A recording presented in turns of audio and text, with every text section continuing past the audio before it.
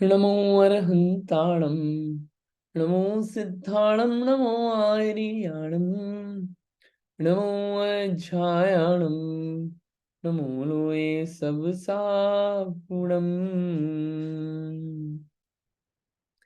मोक्षमार्गस्य नेतारं भेत्तारं कर्मभूव्रतां ज्ञातारं विश्वतत्त्वानां वन्दे तद्गुणलब्धे।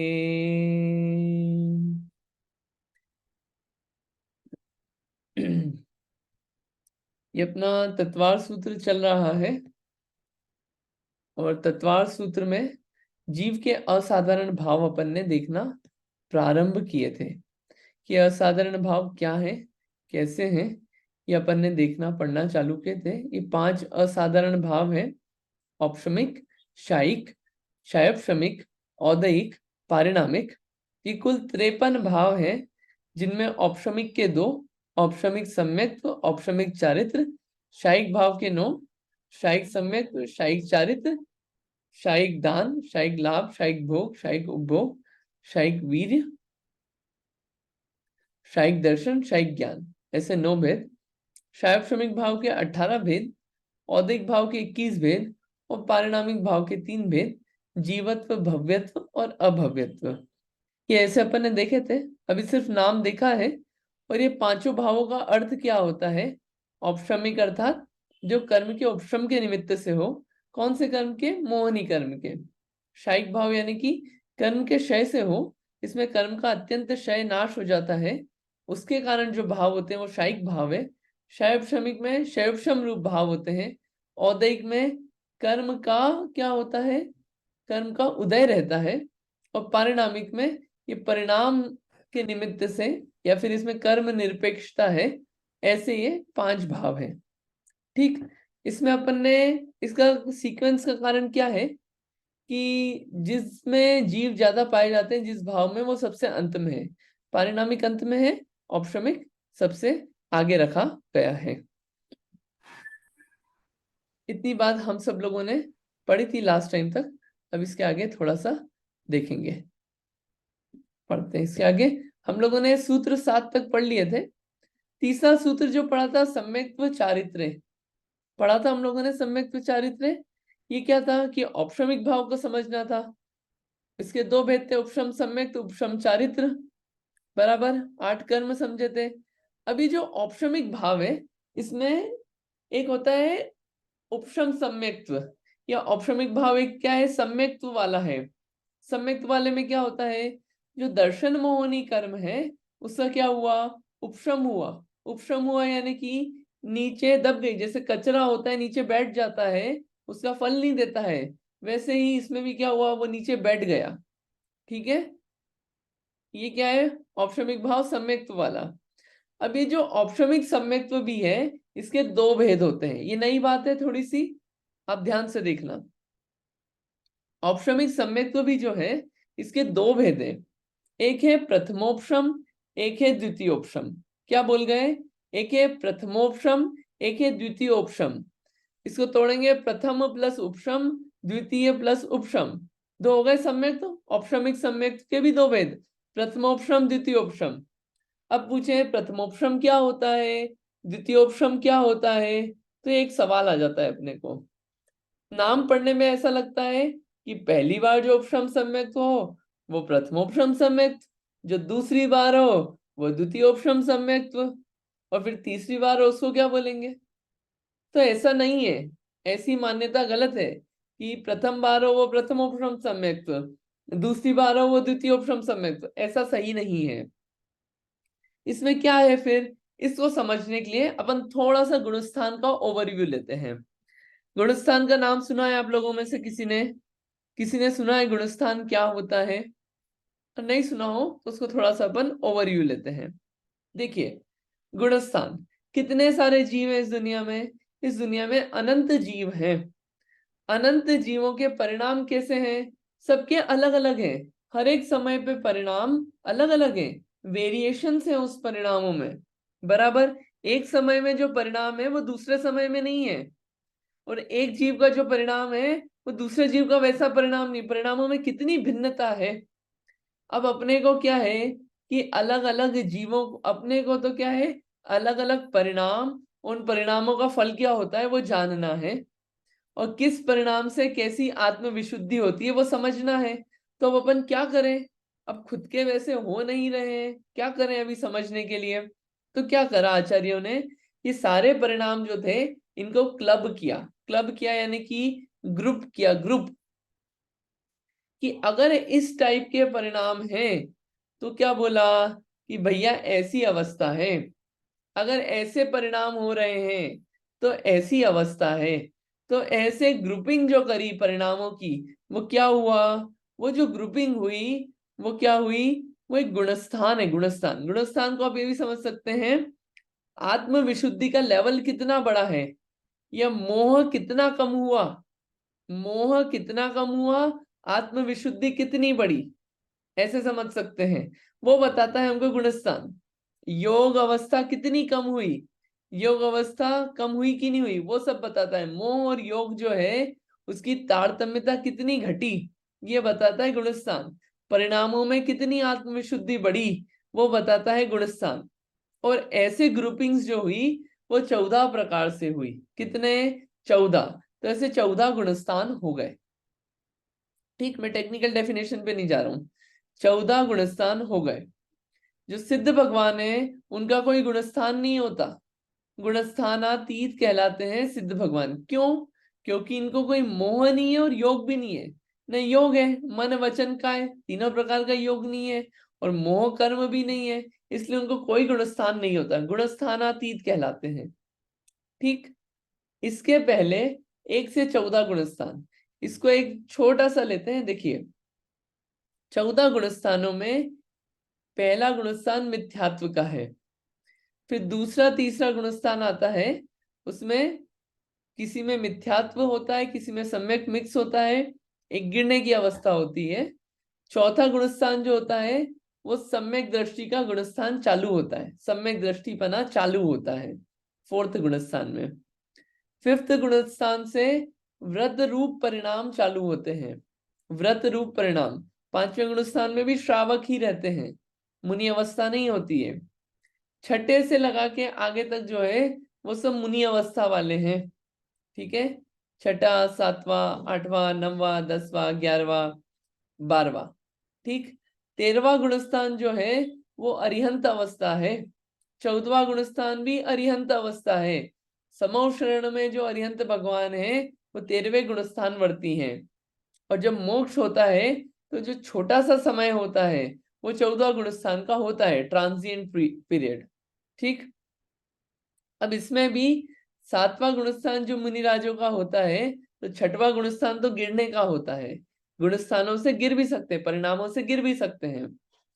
और इसके अलावा ऊपर जाते हैं, तो ऊपर जाते वक्त कौन सा नंबर, 11वां और 12वां जो होता है, ये क्या कहलाते हैं। देखिए, एक होता है श्रेणी, एक होता है शब्द श्रेणी। श्रेणी, श्रेणी मतलब होता है सीढ़ियां, सीढ़ियां। ठीक है, तो इन गुणस्थानों में कुछ गुणस्थान होते हैं श्रेणी के गुणस्थान। ये श्रेणी के गुणस्थान क्या होते हैं, श्रेणी के गुणस्थान होते हैं, देखिए 8वां, 9वां, 10वां, 11वां, ये हुई एक सीढ़ी, श्रेणी। इसको बोलते हैं उपशम श्रेणी। ठीक है, एक दूसरी होती है 8वां, 9वां, 10वां, इधर 11वां ना रख के 12वां, 8वां, 9वां, 10वां, 12वां, ये कहलाती है शपक श्रेणी। कौन सी, शपक श्रेणी। ऐसे दो श्रेणियां हैं, उपशम श्रेणी, शपक श्रेणी।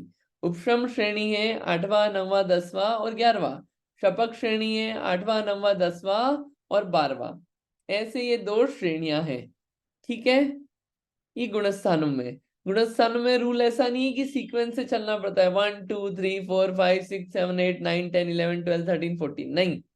यहाँ पे उछाल कूद होता रहता है, पहले से सीधे चौथे में चले गए, पहले से आगे और कहीं चले गए, ऐसा होता है।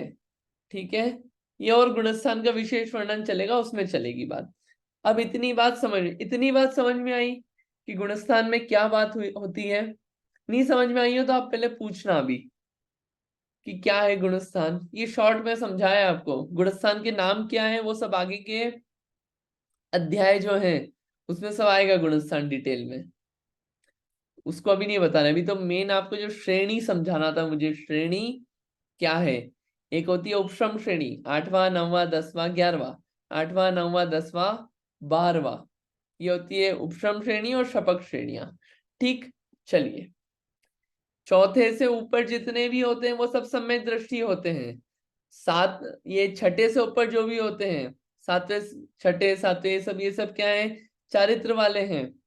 वो आगे की बात है, कौन सी कषाय गई क्या गया वो अलग चीज है।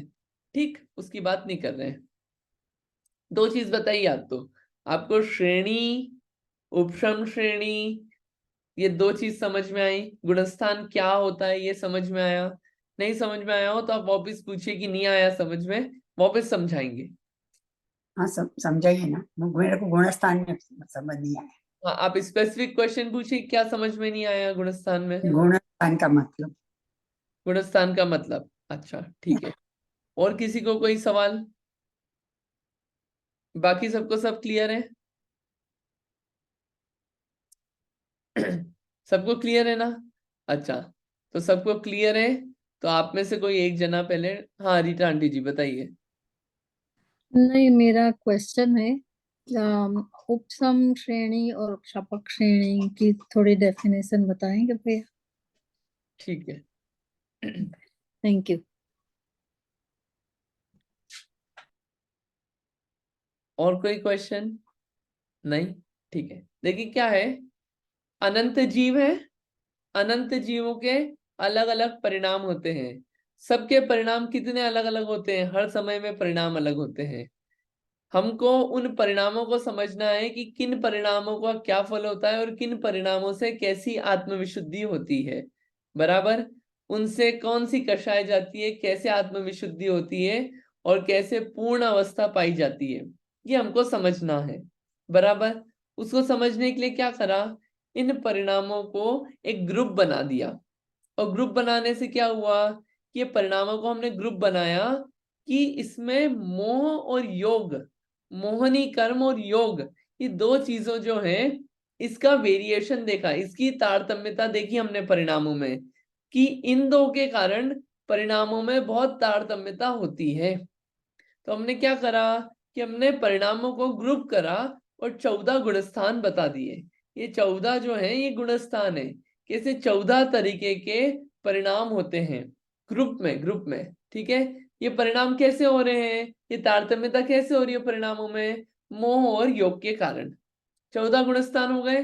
14 गुणस्थानों में जो चौथा गुणस्थान है वो सम्यक दृष्टि का है, पहला गुणस्थान मिथ्या दृष्टि का है, फिर पांचवें से चारित्र रूप अवस्था चालू होती है श्रावक की, सातवां छठा ये सब जो आगे के हैं ये सब मुनि अवस्थाएं हैं, 13वां गुणस्थान अरहंत परमेष्टि का है, 14वां गुणस्थान भी अरहंत परमेष्टि का है, और गुणस्थान अतीत बिना गुणस्थान वाले सिद्ध भगवान है। अब इसमें बात आती है श्रेणी की। श्रेणी क्या है, श्रेणी यानी सीढ़ी। क्या होता है कि ऊपर चढ़ना है, मुनि बन गए, अब मुनि बन के आगे अरहंत अवस्था प्राप्त करनी है, तो क्या है, दो सीढ़ियां हैं। एक सीढ़ी है उपश्रम श्रेणी की, एक है शपक श्रेणी की। उपश्रम श्रेणी की सीढ़ियां हैं 8वां 9वां 10वां 11वां गुणस्थान। शपक श्रेणी की सीढ़ी है 8वां 9वां 10वां 12वां गुणस्थान।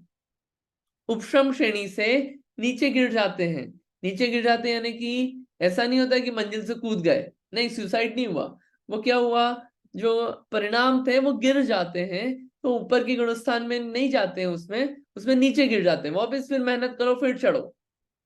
ठीक है, कहाँ गिरते हैं वो अलग बात है। और जो शपक श्रेणी है उसमें गिरते नहीं है, उसमें और आगे ही जाते हैं, फिर निश्चित अनंत अवस्था प्राप्त होती है, 8वां 9वां 10वां 12वां। ठीक है, टेक्निकल वर्ड्स पे भी बिल्कुल नहीं जा रहे अपन, क्योंकि अभी अपना प्रयोजन कुछ और पढ़ने का है, गुणस्थान पढ़ने का प्रयोजन नहीं है। आपको क्लियर हुआ कि अभी भी नहीं हुआ?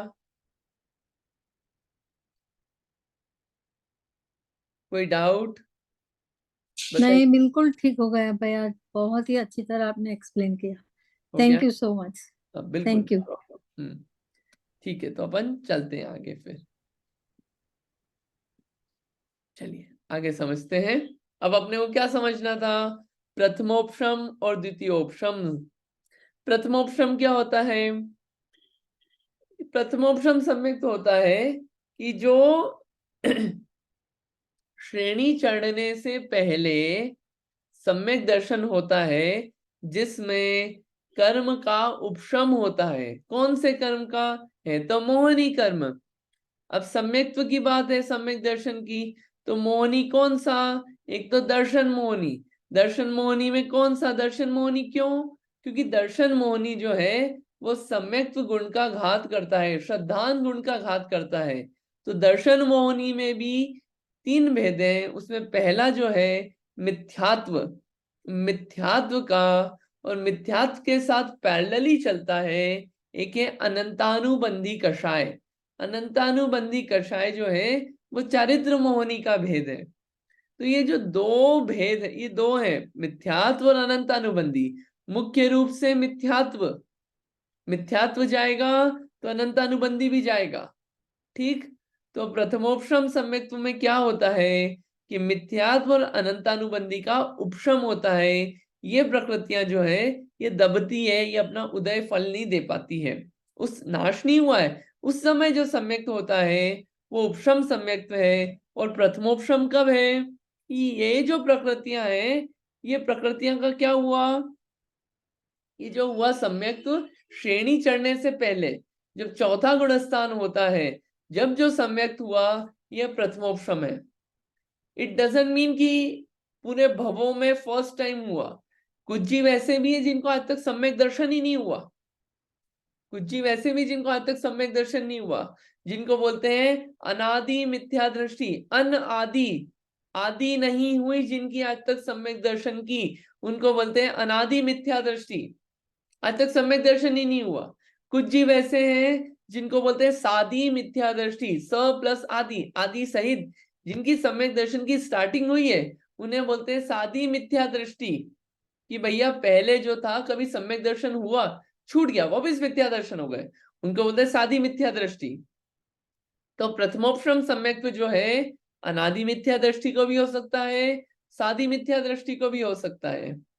प्रथमोपशम सम्यक्त्व जो चौथा गुणस्थान होता है जब, तो उसमें क्या हुआ? मिथ्यात्व और अनंतानुबंधी का जब उपशम होता है श्रेणी चढ़ने से पहले ही काफी, वो होता है प्रथमोपशम सम्यक्त।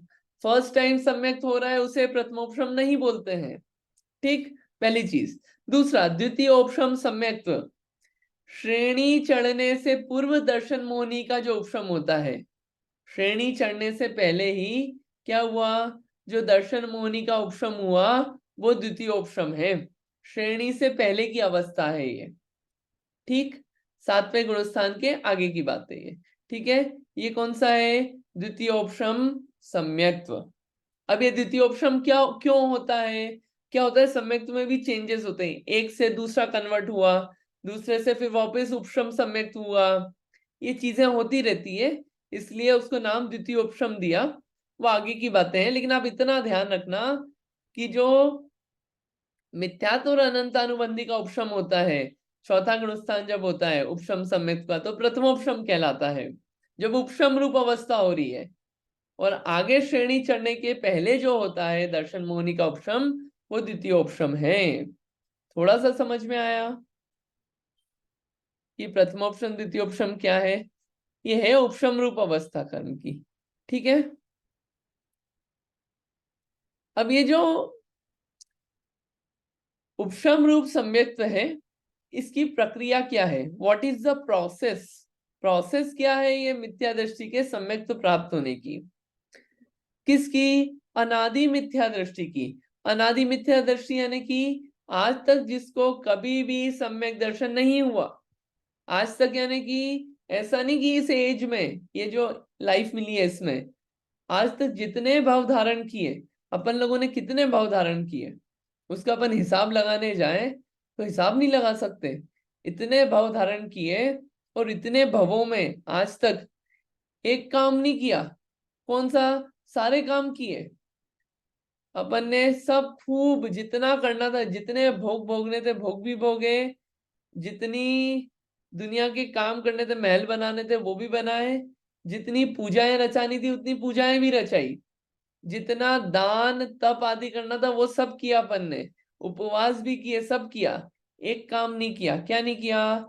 सम्यक दर्शन नहीं किया। हुआ है ऐसा, बहुत जीवों को हुआ है। अब कौन अनादि है कौन सादी ये हमको नहीं पता, लेकिन ये कार्य नहीं हुआ। तो अनादि मिथ्या दृष्टि जो है उसको सम्यक की प्राप्त करने की प्रोसेस क्या है? अनादि यानी कि जिसको आज तक सम्यक दर्शन नहीं हुआ, स्टार्टिंग नहीं हुई जिसकी, ऐसा मिथ्या दृष्टि, उसको सम्यक दर्शन प्राप्त करने की प्रोसेस क्या है? तो प्रोसेस है, ये प्रोसेस ध्यान रखना, सबसे पहले 4 लब्धि प्राप्त करता है। 4 लब्धि, लब्धियां नीचे आएगी, 4 लब्धियां। 4 लब्धि के बाद 5वीं लब्धि के 3 परिणाम होते हैं, 3 करण रूप परिणाम होते हैं। करण स्पेशल वर्ड है, स्पेशल वर्ड के 3 प्रकार के करण होते हैं, वो नीचे आएंगे। आप ध्यान रखना, 5 लब्धि आपने सुना होगा, पंच लब्धि। सम्यक प्राप्त करने के पूर्व 5 लब्धियां प्राप्त की जाती है, उसमें से 4 लब्धियां प्राप्त करने के बाद 5वीं लब्धि के 3 करण परिणाम होते हैं, और उसके बाद उपशम सम्यक्त्व प्राप्त होता है। किसको? अनादि मिथ्या दृष्टि को। सीधे शायिक सम्यक्त्व नहीं होता है, सीधे शयोपशम सम्यक्त्व नहीं होता है जो आगे अपन पढ़ने वाले हैं। अभी उपशम सम्यक्त्व की बात चल रही है। अनादि मिथ्या दृष्टि को सबसे पहले उपशम सम्यक्त्व होता है, और उपशम सम्यक्त्व प्राप्त करने के लिए पहले 4 लब्धियां प्राप्त होती है, 4 के बाद 5वीं प्राप्त की जाती है, और 5वीं के बाद उपशम सम्यक्त्व प्राप्त होता है। ये क्लियर हो रहा है? लब्धि क्या है वो नीचे आएगा। इतनी बात क्यों चल रही है? उपशम सम्यक्त्व क्लियर कर रहे हैं, ये होता क्या उपशम सम्यक्त्व, क्या प्रोसेस होती है उसकी। ठीक है, हाँ बोली रीटा आंटी जी। हाँ भैया, लिटिल बिट कंफ्यूज्ड कि ये अनादि मिथ्यादर्शी सम्यक्त्व की प्रक्रिया जो हमने अभी देखी ना, वो भव्य जीव के लिए ही रिलेशन में है ना? देखिए, अच्छा क्वेश्चन है। देखिए, भव्य और अभव्य, भव्य हाँ वो होते हैं जो सम्यक दर्शन प्राप्त करने की योग्यता रखते हैं। अभव्य हाँ। को तो योग्यता ही नहीं है, वो पात्रता हम्म, ही नहीं है। तो जो भव्य होगा वो ही सम्यक्त्व प्राप्त करेगा, अभव्य तो सम्यक प्राप्त कर ही नहीं सकता। ठीक है, हाँ हाँ, बिल्कुल। ठीक है। ओके, थैंक तो अभी बात चल रही है मिथ्या दृष्टि की, जिसको मिथ्यात्व है वो सम्यक में जा रहा है। अब अनादि से मिथ्या दर्शन है, तो सबसे पहले उपशम सम्यक ही होगा, उपशम सम्यक रूप भाव ही होंगे। वो भाव कैसे होंगे? देखो आपको भाव पे लेके जा रहा हूं मैं। कैसे भाव होंगे? वो ऐसे भाव होंगे कि कर्म प्रकृतियों का नाश नहीं कर पाएगा सीधे। कर्म प्रकृतियां जो है मोहनी कर्म, उसको दबा पाएगा। वो जो गैप क्रिएशन बताया था ना आपको पहले क्लास में, वो गैप क्रिएट कर पाएगा, नाश नहीं कर पाएगा। ऐसे भाव होंगे, उन भावों के कारण जो सम्यक्त होगा वो उपशम सम्यक्त होगा। उपशम सम्यक्त प्राप्त करने के लिए पहले 4 लब्धियां प्राप्त होगी, 4 के बाद 5वीं लब्धि के 3 करण रूप परिणाम होंगे, फिर वो उपशम सम्यक्त प्राप्त होगा। ठीक, चलिए 5 लब्धियां देखते हैं अपन, ये 5 लब्धियां क्या होता है, फिर अपन आगे और बात करते हैं इसमें। देखिए 5 लब्धियां क्या होता है, इसमें और डिटेल में आता है। उपशम सम्यक्त कौन प्राप्त कर सकता है, ऐसी बहुत सारी बातें आती है कि भव्य हो, सैनी हो, पंचेंद्री हो, विशुद्ध परिणामी हो, साकार उपयोगी हो, शुभ लेश्या वाला हो, बहुत सारी बातें आती है। अपन उसकी बात नहीं करें, अपने को अभी उधर नहीं जाना है। अगर आपको ये सब विषय पढ़ना है ना लब्धियों के बारे में, तो पूरा एक ग्रंथ है, लब्धि सार ग्रंथ। लब्धि सार ग्रंथ जो कि आचार्य नेमिचंद्र सिद्धांत चक्रवर्ती जी लिख के गए हैं, कि लब्धियां क्या होता है, उसका प्रोसेस क्या होता है, कर्म कैसे आते जाते हैं। बहुत अच्छा है वो लब्धि सार ग्रंथ। और आपको ये देखना है कि कर्मों का शपण कैसे होता है, क्या क्या प्रोसेस हो रही है नाश होने में, तो शपणा सार ग्रंथ है, ये आचार्य नेमी चंद्र जी द्वारा विरचित है। ठीक, चलिए अपन देखते हैं 5 लब्धि। 5 लब्धियों के नाम पहले देखते हैं, पहले आप लोग पढ़िए, फिर इसको अपन समझेंगे।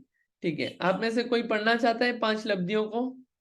पढ़िए, आप हाथ खड़ा करिए और पढ़िए प्लीज, फिर अपन समझाएंगे। हाँ पढ़िए उमा आंटी जी। 5 लब्धि, क्षयोपशम लब्धि, संगी पंचेंद्रिय पर्याप्त होना, विशुद्ध लब्धि कषायों की मंदता होना, धर्मानुराग रूप शुभ परिणामों की प्राप्ति, देशना लब्धि छह द्रव्य सात तत्व आदि का उपदेश देने वाले आचार्य आदि का लाभ, उनके उपदेश की प्राप्ति, उपदेशित पदार्थ को धारण करने की प्राप्ति, प्रायोग्यता लब्धि बंध और सत्ता दोनों के कर्मों की स्थिति, अंतः कोड़ा कोड़ी सागर करना, करण लब्धि त्रण करण परिणाम होते हैं, अधः प्रवर्तकरण, अपूर्वकरण, अनिवृत्तिकरण। ठीक है, बढ़िया। ये क्या, ये शॉर्ट में दिया हुआ है सब। क्षयोपशम लब्धि, क्षयोपशम लब्धि क्या है? क्षयोपशम लब्धि यानी कि ये कि उस जाति का क्या होना, वो पर्याय प्राप्त होना, वो क्या है कि वो पात्रता प्राप्त होना। क्या? जैसे संगी पंचेंद्री पना होना। अब इसमें क्या हुआ कि जो ज्ञान है वो ज्ञान उतना खुला हुआ रहेगा। ये क्या हुआ, इस जाति की ये जो प्राप्ति हुई, ये एक क्षयोपशम लब्धि है। विशुद्धि लब्धि क्या हुआ कि कषायों की मंदता होना, विशुद्धता होना, परिणामों में विशुद्धता होना, इसकी प्राप्ति होना, ये भी क्या है, ये ऐसे लब्धि रूप परिणाम होंगे। कषाय मंद होगी, कषाय कौन सी? क्रोध मान माया लोभ। धर्म से प्रेम होगा, ऐसे शुभ परिणाम होंगे। ये विशुद्धि लब्धि, क्षयोपशम लब्धि विशुद्धि लब्धि है कि नहीं है? ये जीव को मिल जाती है, हो जाती है। ये भी बहुत जीवों को शुभ परिणाम हो जाते हैं। कषाय मंद भी हो जाती है। मंद कषाय होती है तो ऐसा लगता है अरे ये तो कषाय ही नहीं होती इनको। मंद होना और कषाय नहीं होना, अंतर है दोनों में। कषाय मंद तो बहुत जीवों की देखी जाती है। तो क्षयोपशम विशुद्धि लब्धि, ये दो लब्धियां। तीसरी देशना लब्धि। देशना लब्धि क्या है कि ऐसे आचार्य, ऐसे गुरु, ऐसे पढ़ाने वाले, ऐसे उपदेश देने वाले, कैसे? जिनसे छह द्रव्य सात तत्व सच्चे स्वरूप वस्तु स्वरूप की प्राप्ति हो, समझ में आए, ऐसे आचार्य आदि, ऐसे गुरु आदि, ऐसे उपदेश आदि की प्राप्ति होना, ये क्या है? देशना रूप लब्धि है। उन ऐसी बात बताने वाले की प्राप्ति होना। क्या हुआ कि वो एलिजिबिलिटी तो मिल गई, क्षयोपशम लब्धि, ठीक। अब ऐसी कषाय भी मंद रहती है, शुभ परिणाम भी होते हैं, लेकिन क्या है, ऐसे बताने वाले ही नहीं मिले। क्या करे? छह द्रव्य सात तत्व वस्तु स्वरूप समझाने वाले ही नहीं मिले। देशना लब्धि जरूरी है। तीसरी। चौथी क्या होता है? प्रायोग्यता लब्धि। प्रायोग्यता लब्धि क्या होता है कि क्या वो बंधे हैं, जो कर्म जो बंधे हुए हैं, और कुछ कर्म क्या है कि स्टॉक में पड़े हुए हैं, अभी उदय में नहीं आ रहे हैं। ये जो हर समय कर्म बंध रहे हैं और जो स्टॉक में पड़े हुए हैं, इन कर्मों की स्थिति क्या हो रही है? बहुत कम होती जा रही है, क्विकली खत्म हो रही है, जिसको बोलते हैं अंतः कोड़ा कोड़ी सागर होना। ये मैथ से अंतः कोड़ा कोड़ी सागर का। इसमें क्या होता है कि जो नंबर रहता है उसको क्या करते हैं, जितना बंधन का टाइम फ्रेम है उसको क्या करा, अनंत से डिवाइड किया। टाइम फ्रेम या और भी चीजों में अनंत से डिवाइड किया। जैसे कि मान लीजिए 12 है, 12 को अपन ने 2 से डिवाइड किया तो क्या आया? 6 आया, ठीक है। एक्चुअली दूसरे नंबर से डिवाइड करना चाहिए था, इसको दूसरे तरीके से बताते हैं। एक नंबर है, उसमें क्या हुआ, उसको अपन ने डिवाइड किया कैसे? अनंत से। अनंत से डिवाइड किया तो अनंत से डिवाइड करने में कुछ पार्ट जो होगा वो होगा बहुभाग, और कुछ होगा क्या होगा? एक भाग, ठीक है। जितना बचा वो एक भाग, जितना डिवाइड हो गया वो क्या हो गया? बहुभाग। तो बहुभाग को कम करते गए, कम करते गए, तो क्या हुआ? क्विकली जो है बंध और सत्ता की स्थिति क्या होती है? क्विकली कम होती जाती है। ये प्रायोग्यता लब्धि। ये चार काम जो है, ये चार काम तो अभव्य भी कर लेता है। पांचवी जो लब्धि, इसलिए बोला चार लब्धि प्राप्त करोगे तो सम्यक की प्रक्रिया चालू होगी। क्षयोपशम लब्धि हो पहले, विशुद्धता हो ऐसी परिणामों में, ऐसी देशना बताने वाले आचार्य आदि का लाभ हो, जो ऐसी बातें बताएं। फिर बंध और सत्ता की अंतर कोड़ा कोड़ी सागर स्थिति करना, ये भी हो जाता है। करण रूप परिणाम जो है क्या है? अध प्रवर्तकरण, अध प्रवर्तकरण, अपूर्वकरण, अनिवृत्तिकरण, ये जो 3 चीजें हैं, ये 3 अलग करण रूप परिणाम है। ऐसे परिणामों की प्राप्ति होना ये अभव्य को नहीं हो पाता है, ये सिर्फ भव्य जीवों को ही हो पाता है। And this is very important, ये भाव जो होना है, दिस इज वेरी इंपॉर्टेंट सम्यक की प्रक्रिया के लिए। देखिए 5वीं लब्धि के 3 करण परिणाम कर, पहली प्रोसेस, दूसरी प्रोसेस, इसके बाद क्या होता है? उपशम सम्यक्त्व प्राप्त होता है। 5 लब्धि आगे भी आती है, कौन सी? दान, लाभ, भोग, उपभोग, वीर्य, 5 लब्धि आई थी ना। लब्ध्यश चतुस्त्रय कई कई कई षड भेदा, वो जो 5 लब्धि है, वो 5 लब्धि अलग है, वो सम्यक्त्व के प्राप्त में नहीं है। ये लब्धि अलग है, वो लब्धि अलग है, दोनों को मिक्स मत करिएगा आप, ठीक है? तो ये 5 लब्धियां प्राप्त हुई, उसके बाद सम्यक्त्व प्राप्त होता है। लब्धि में और भी बातें हैं, लब्धियां बहुत, इसमें बहुत सारी बातें आती हैं इन सब लब्धि रूप परिणामों में। क्या करण लब्धि होने पे ही सम्यक्त्व प्राप्त होता है, ठीक है? इसमें आता है बहुत सारा इन सब परिणामों में कि क्या होता है? ज्ञानावर्णी घटा, अनंत गुणाहीन होता गया, ये सब देशघाती स्पर्धक कम हुए ज्यादा हुए, वो सब बातें अभी अपन नहीं ले रहे हैं, ठीक है? अभी आपको शॉर्ट में एक ओवरव्यू देना था हमें, तो ये आगे और पढ़ना हो तो इसको बाद में, ठीक? चलिए आगे चलते हैं। 5 लब्धियां हुई, आप इतना ध्यान रखना 5 लब्धि में कि 4 लब्धियां तो भव्य को भी हो जाती है, 5वीं लब्धि जो है करण लब्धि, उसमें पुरुषार्थ है वो भव्य जीव ही कर पाता है, और इसके बिना उपशम सम्यक या सम्यक की प्राप्ति नहीं होती है करण लब्धि के बिना। शैवशम लब्धि भी मिल जाती है जीवों को, कषाय की मंदता भी हो जाती है, देशना भी प्राप्त हो जाती है, ये सब चीजें मिल जाती है, प्रायोग्यता लब्धि भी प्राप्त हो जाती है, लेकिन करण रूप परिणाम, करण लब्धि रूप परिणाम नहीं हो पाते हैं, वहां अटक जाता है जीव, बहुत पुरुषार्थ है वहां पे, ठीक? पंचलब्धि, पंचलब्धि का अपने आप में विषय भी है, इस पंचलब्धि की कुछ पुस्तकें भी छपी हुई है, अच्छा विषय है, पढ़ने लायक है। आप देखना अगर किसी को बहुत रुचि हो तो आप देख सकते हैं, ठीक? इतना समझ में आ रहा है कि मैं तो पढ़ाता जा रहा हूं, but I want to make sure कि समझ में आ रहा है कि नहीं, आपको टफ तो नहीं हो रहा है बहुत? अपन ने आज ज्यादा नहीं पढ़ा है वैसे, देखो मैं आपको थोड़ा सा बताता हूँ क्या पढ़ा अपन ने। उपशम सम्यक्त होता है, उपशम सम्यक्त 2 होते हैं, प्रथमोपशम, द्वितीयोपशम। प्रथमोपशम में क्या होता है कि ये जो सम्यक्त होता है चौथा गुण स्थान, तब क्या होता है? मिथ्यात्व और अनंतानुबंधी का उपशम होता है, वो प्रथमोपशम। श्रेणी चढ़ने से पहले जो दर्शन मोहनी का उपशम होता है, वो द्वितीय उपशम है, बराबर, ठीक? ये उपशम सम्यक प्राप्त करने के लिए क्या करना पड़ता है? 4 लब्धियां प्राप्त करो, 4 लब्धि के बाद 5वीं लब्धि के 3 परिणाम, करण रूप परिणाम प्राप्त करो, उसके बाद क्या होगा? उपशम सम्यक प्राप्त हो जाएगा, ठीक? ये प्राप्त हो गया, इसमें चौर जो है वो अभव्य भी कर लेते हैं।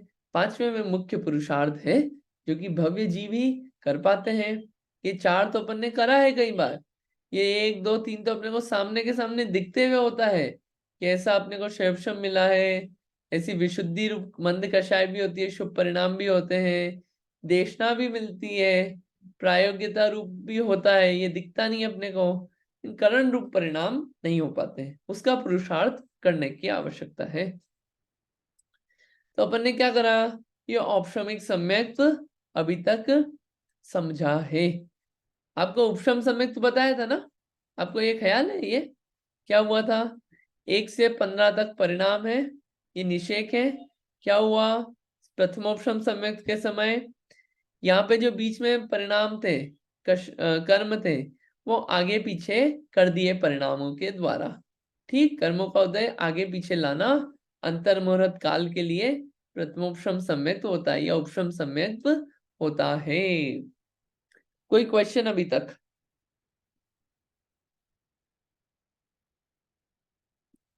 क्लियर है? आप इसको देखना स्लाइड्स को, थोड़ा अच्छा रहेगा उससे। चलिए अपन थोड़ा आगे बढ़े, उससे पहले थोड़ा सा रिवीजन कर लेते हैं। 1 से 7 सूत्र तक किसको याद हो गया है आप सुना दीजिए, फिर थोड़ा आगे चलते हैं अपन। सूत्र नंबर 1 to 7 किसी को याद है?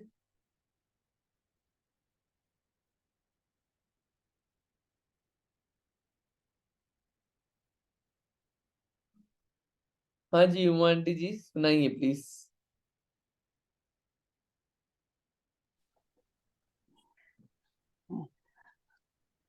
औपसमीख्यायिको भावो मिश्रस्य जीवस्य स्वतत्वमोदे पारिणामिकौ च द्विनवाष्टादशैकविंशति त्रिभेदा यथाक्रमम्। सम्यक् चारित्रे ज्ञान दर्शन दान लाभ भोगो भोग वीर्याणि च ज्ञान दर्शन लब्ध चतुस्त्री त्रिपंच भेदा सम्यक् चारित्र संयमा संयमाश्च गति कषाय लिंग मिथ्या दर्शना ज्ञाना संयता सिद्ध लेस्या चतुश्चतुस्त्रये कई षड्भेदाः जीव भव्या भव्यत्वानि च। बहुत अच्छा, बढ़िया, धन्यवाद। और किसी को याद है आप में से? Thank you. किसी और ने याद किया?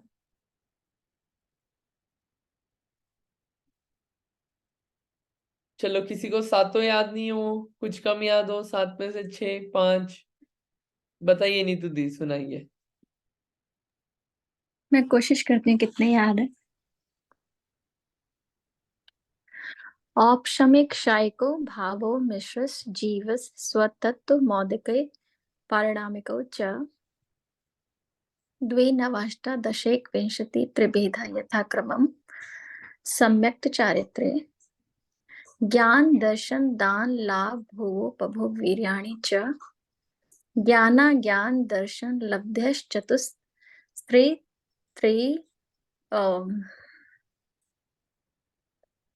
लब्धश्चतुस्त्री षड् भेदा यथाक्रमम् सम्यक् चारित्र संयमा संयमाश्च। थोड़ा गलत है इसमें, कहीं मिस्टेक है। और फिर उसके बाद गति कषाय लिंग मिथ्या दर्शना ज्ञाना संयता सिद्ध लेश्या लब्धश्च चतुस्त्री षड्भेदा एंड जीवा भव्य भवत्वानि च। आपका 2 में मिक्स हो रहा है, बाकी सब तो ठीक है। हाँ हाँ, थोड़ा सा मिक्स हो गया। इसमें क्या 5वें में भी आप फिर पंच भेदा होता है और षड भेदा नहीं है। हम्म तो लब्धि वाला जो है वो 5वें में है, और जो बाद वाला है इसके बाद वाला उसमें वो आता है कई कई कई लेश्यास चतुस्त्री आता है। इसमें भी त्रय है लेकिन कई कई कई क्षण भेदा ये इसमें है। इसको थोड़ा सा आप देख लीजिएगा। हम्म, हाँ, थोड़ा फिर ठीक करती हूँ। देख लीजिएगा, बाकी अच्छा बढ़िया। और किसी को याद है? 2 सूत्र 3 सूत्र?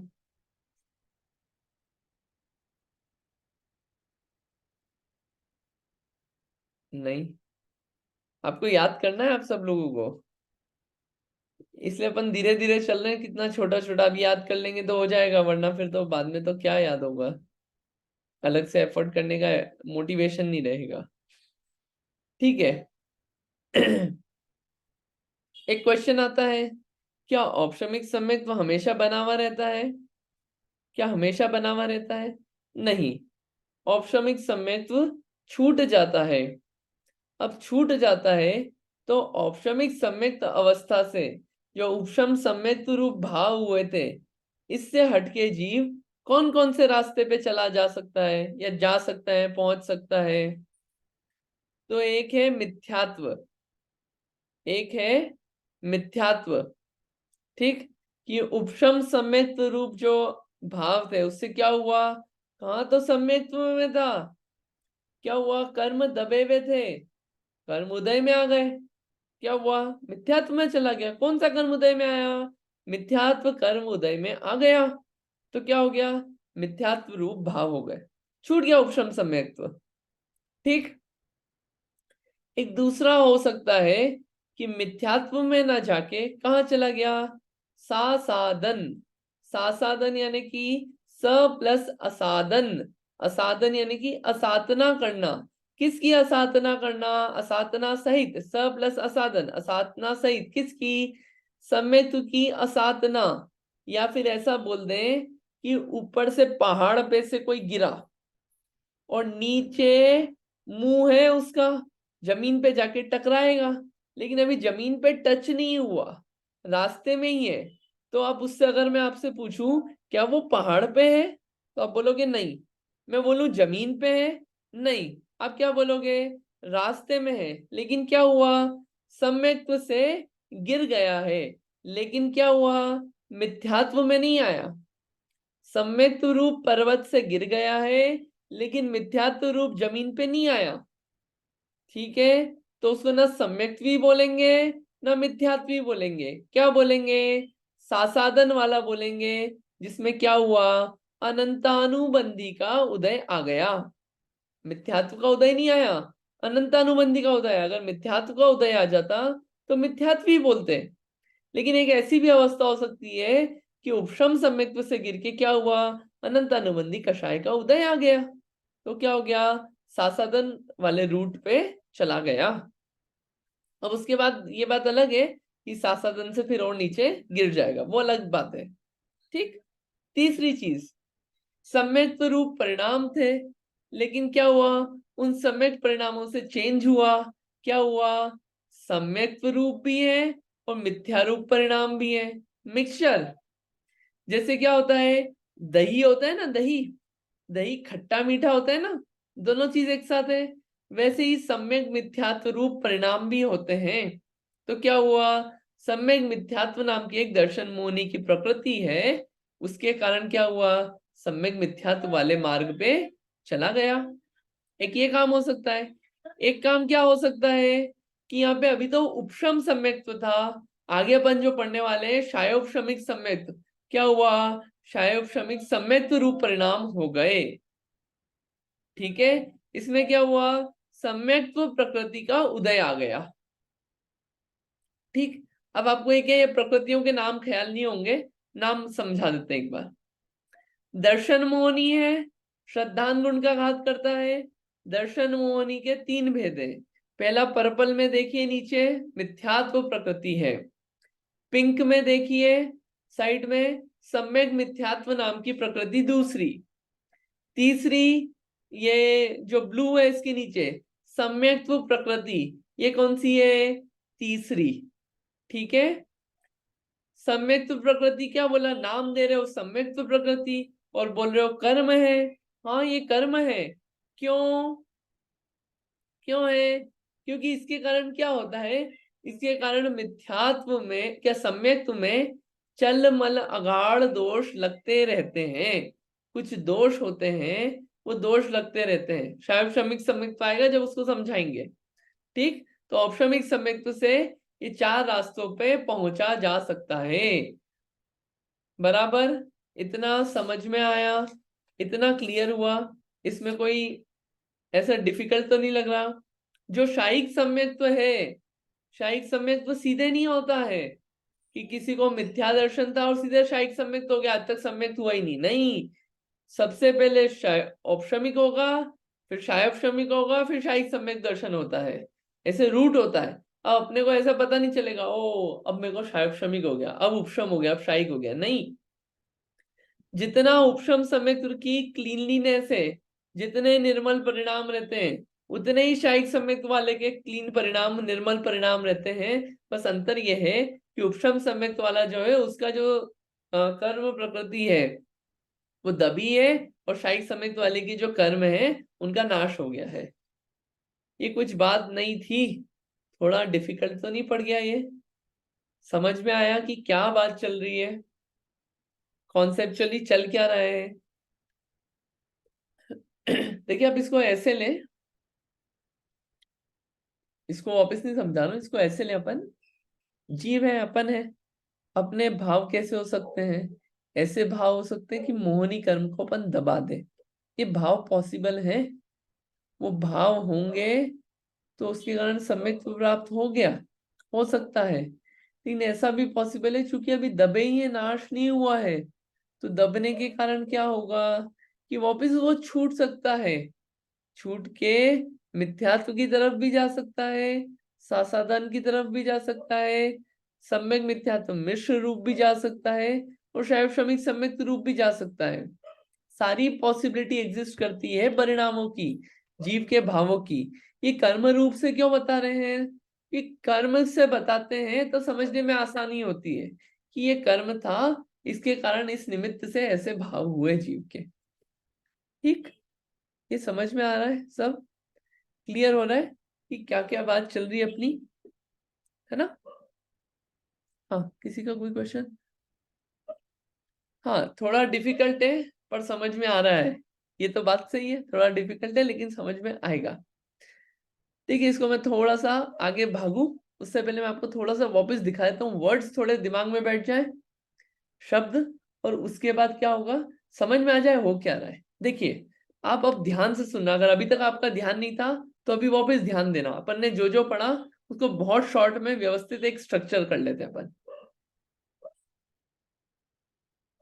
देखिए, पढ़ने उससे पहले मैं एक बार फिर रिपीट करूंगा, आपको सूत्र याद करना है, 1 से 7 सूत्र तक याद करना है। क्योंकि आप लोगों ने सूत्र याद नहीं किए अध्याय 1 के, इसलिए उसकी एग्जाम भी नहीं ली अपन ने। आप याद करेंगे तो एग्जाम लेंगे, आप याद नहीं करेंगे तो एग्जाम नहीं लेंगे। ठीक है, चलिए। औपशमिक भाव, उपशम भाव होता है। उपशम में क्या होता है? उपशम में जो कर्म होता है, कौन सा कर्म? मोहनी कर्म। एक मोहनी कर्म है, वो कर्म का क्या होता है? उपशम हो जाता है, वो नीचे बैठ जाता है। जैसे गंदगी वाला पानी होता है, उसमें एक फिटकरी घुमाते हैं तो क्या होता है? गंदगी नीचे बैठ जाती है।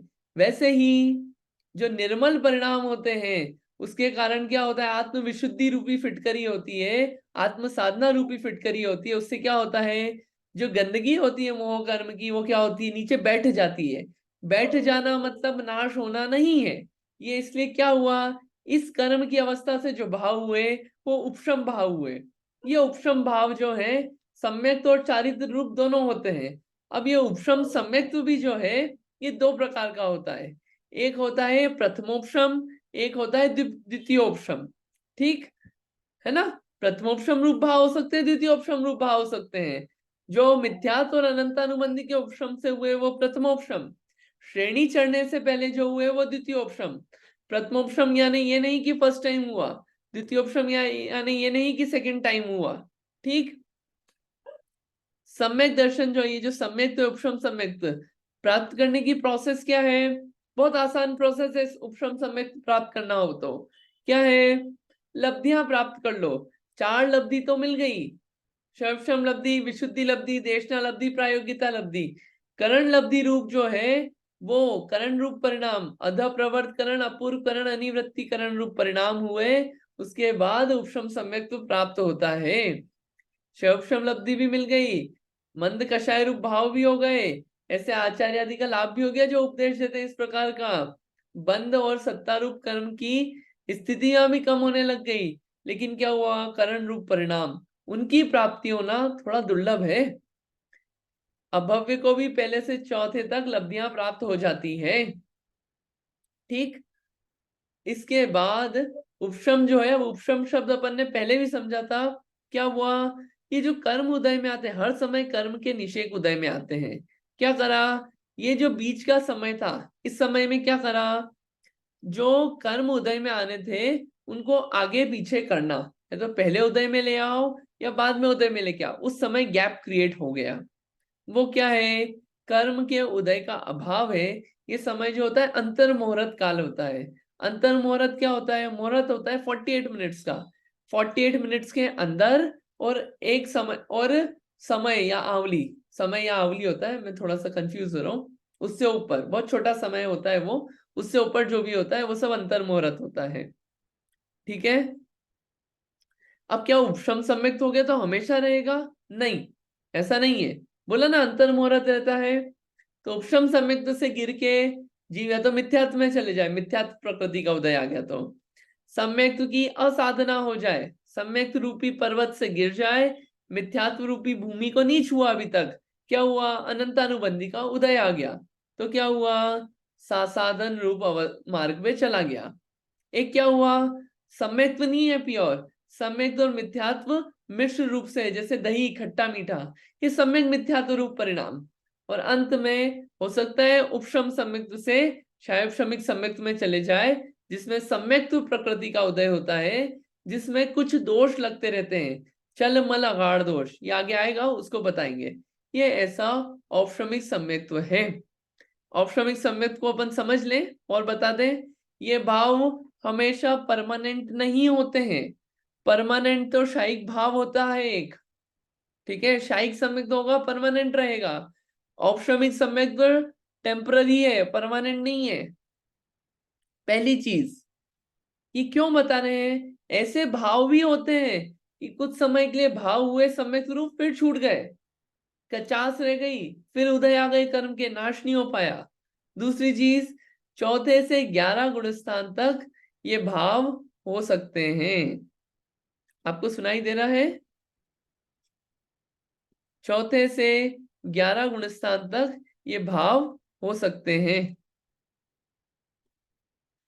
ठीक। और इसमें दर्शन और चारित्र मोहनी की ही उपशमना होती है, ये औपशमिक भाव है। समझ में आ गया आपको? क्लियर है? कुछ अभी तक जितना बड़ा इसमें कुछ डाउट हो तो एक बार आप पूछ लीजिए, क्या क्लियर करते चलिए।